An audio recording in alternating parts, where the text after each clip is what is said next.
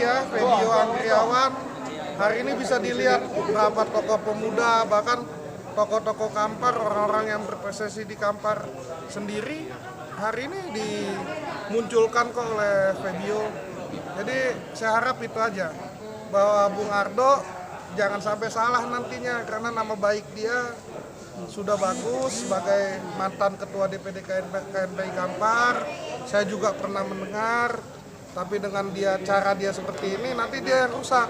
Karena di kepengurusan DPP pusat bagi saya sudah selesai. Di beberapa provinsi bisa dicek, Aceh, Bengkulu dan lain-lain ya.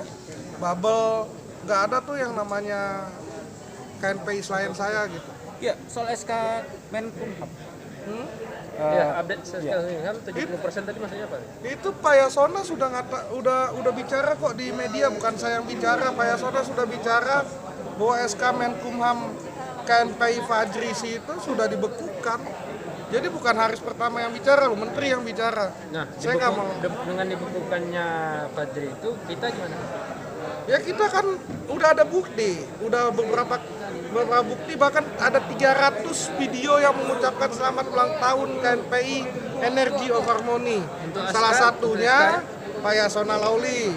Untuk SK, hari ini tidak ada SK KNPI, dan KNPI tidak pernah ada SK Kumham seumur hidup. Boleh dicek dari zaman Bang Akbar. Kita nggak pakai SK Kumham, kita ini kumpulan OKP. Kita ini wadahnya organisasi kepemudaan. Artinya klaim Fajri kalau dia ada dari Menkumham apa? Ya Menkumham ini kan kesalahan prosedur. Di zaman saat Bang Ahmad Doli Kurnia, mantan ketua umum, dibuatlah SK Menkumham. Tapi sebelum-sebelumnya kan nggak ada. Nah SK Menkumham inilah yang disalahgunakan oleh oknum-oknum tertentu. Jadi saat kongres dia pecah belah dengan mengatakan adanya SK Menkumham. SK Menkumham KNPI bukan hanya satu loh.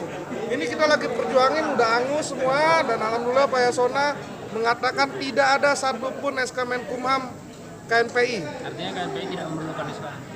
Dan memang KNPI tidak harus dengan SK Menkumham. Bukannya tambah liar nanti kalau ada SK? Kok tambah liar? Kan KNPI ini mewadahi 100 lebih organisasi, salah satunya HMI, Himapersis, IMM, dan juga ada OKP-OKP Parpol. Semua OKP Parpol dan semua OKP Cipayung itu sudah punya SK Menkumham. Kan KNPI bukan organisasi yang sama dengan adik-adik di Cipayung. Jadi bukannya nodong-nodong nenteng proposal. Saya nggak ajarkan itu KNPI. KNPI yang memberikan kontribusi kepada pemerintah daerah maupun pemerintah pusat, dan itu sudah dibuktikan.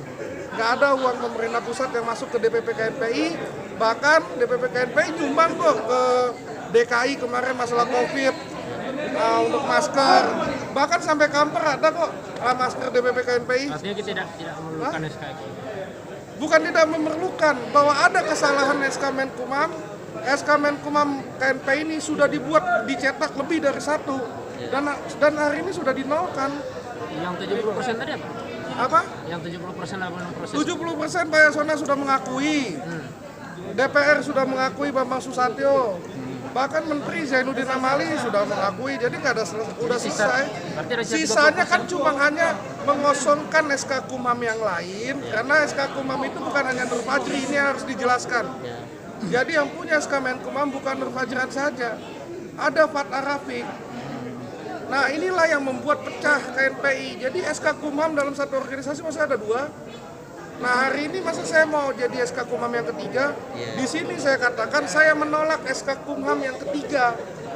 Karena saya bukan orang gila. Mana ada satu lambang organisasi, ada 3 SK Kumham. Ya harus dinolkan dulu dong.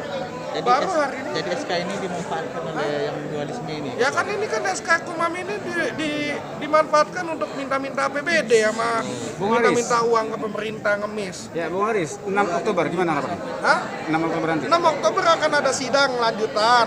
Karena eksepsi dari gugatan yang kita kirim kepada Nur Fajransyah itu ditolak. Jadi Nur Fajransyah eksepsinya ditolak. Berarti kan pengadilan hari ini hitungannya menerima gugatan kita. Karena ada beberapa SK Kumham gitu loh. Coba dicek sejarahnya teman-teman media. Apakah cuma hanya Nur Fajransyah punya SK Kumham? Semuanya punya SK Kumham. Bayangkan Gimana nggak rusak nih KNPI kalau satu organisasi punya 2 atau 3 SK Kumham? Artinya nanti setelah gugatan kita dikabulkan ada kemungkinan kosong lagi itu SK. Gugatan dikabulkan, ya pasti SK Kumham ke saya.